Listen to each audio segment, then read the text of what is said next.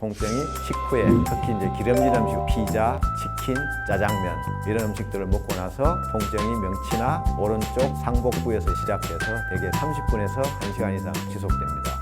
심지어 굉장히 심하다는 환자 중에서는 너무 아파서 떼굴떼굴 굴렀다, 병원에 올 때 엉금엉금 기어왔다 이렇게 표현할 정도로 굉장히 아프다고 표현을 합니다.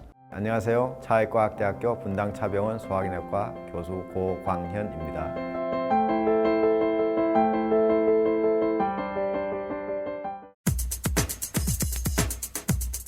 담도라고 하면은 요 이제 모형에서 보시듯이 우리가 이제 간에서 만들어진 담즙, 우리가 쓸개즙이라고 하죠. 우리가 소화를 돕는 역할을 하는 쓸개즙이 나오는 길을 담도 혹은 담관이라고 하고 이렇게 이제 나뭇가지처럼 생겼습니다. 그다음에 나오다가 중간에 담즙이 저장되는 주머니를 담낭이라고 하고 우리말로는 쓸개라고 합니다. 보통 우리가 담석이라고 하면은 담낭에 있는 결석, 담낭 결석을 보통 담석이라고 하고 대부분의 담석 한 90% 정도는 담낭에 생기고요. 나머지는 10% 정도가 요 담즙이 나오는 길, 담관에 돌이 생깁니다.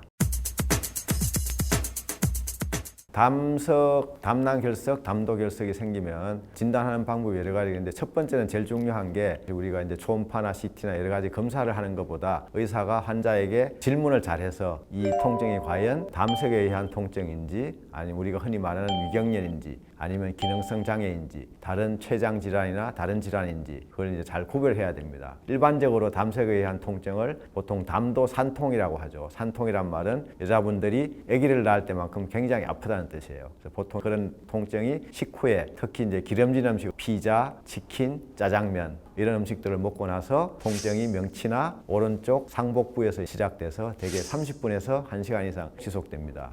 심지어 굉장히 심하다는 환자 중에서는 너무 아파서 떼굴떼굴 굴렀다, 병원에 올 때 엉금엉금 기어왔다 이렇게 표현할 정도로 굉장히 아프다고 표현을 합니다. 그래서 첫 번째로 환자의 증상을 자세히 물어보는 것이 중요하고 두 번째로 제일 간단하고 편하게 검사하는 방법은 일반적인 초음파 검사죠. 몸 밖에서 초음파 기기를 가지고 담낭을 보는 그런 검사를 통해서 담낭에 결석이 있는지 진단을 하고요. 하지만 담낭은 초음파로 잘 보이지만 담도 쪽은 잘 안 보입니다. 담도를 보기 위해서는 일반적으로 응급실에 배가 아파서 와가지고 담석이 의심된다 하면은 제일 먼저 CT를 찍게 됩니다. CT를 찍는 이유는 CT에서 담도에 결석이 있는 걸 발견할 수 있는 확률도 높지만 간단하게 찍을 수 있고 비용도 저렴하기 때문에 그렇게 하고요. 우리가 CT를 찍어서 이제 결석이 의심이 되는데 발견이 안 됐다. 그렇게 하게 되면은 다음 방법으로 MRI라든지 내시경 초음파를 통해서 담도에 돌이 있는지 확인하게 되겠습니다.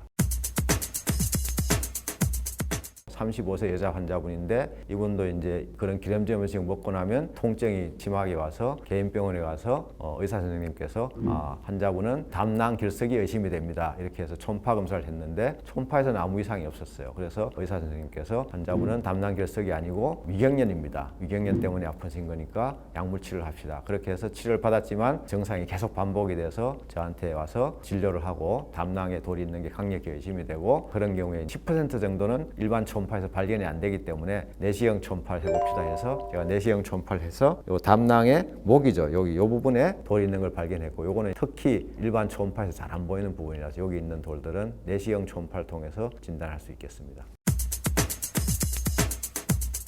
결석의 치료는 크게 위치에 따라서 두 가지로 나누게 됩니다. 아까 말씀드린 대로 담낭에 돌이 있는 경우는 수술을 해서 담낭을 떼내야 되고요. 그다음에 담도에 돌이 있는 경우는 내시경을 통해서 돌을 뺄 수가 있습니다. 환자분들께서 많이 질문하는 게 담낭에 돌이 있을 때도 돌만 빼면 되지 않느냐 이렇게 질문을 많이 합니다. 저희도 이제 그렇게 하고 담낭을 살리면 좋겠지만 돌이 생긴 담낭은 대부분 담낭으로서 기능이 없고 또한 돌이 잘 재발이 되고 그걸로 인해서 염증이 생기고 또 어떤 경우에는 암이 생길 위험이 있기 때문에 이런 경우에는 외과적으로 복강경적 담낭 절제술 전신마취하에서 하는 그런 치료 방법을 반드시 해야 되겠고요. 두 번째로 이제 담관 결석, 담도 결석인 경우에는 우리가 흔히 말하는 내시경적 역행성 담관 조영술, 간단하게 말하면 담도 내시경이라고 하죠. 그 내시경이 들어가서 여기 12장에 담즙이 나온 입구, 여기를 유두부라고 합니다. 이 부분을 칼로 찢어서 이 돌을 특별한 도구를 통해서 끄집어내는 그런 이제 담도 내시경적 결석 제거술을 하게 되겠습니다.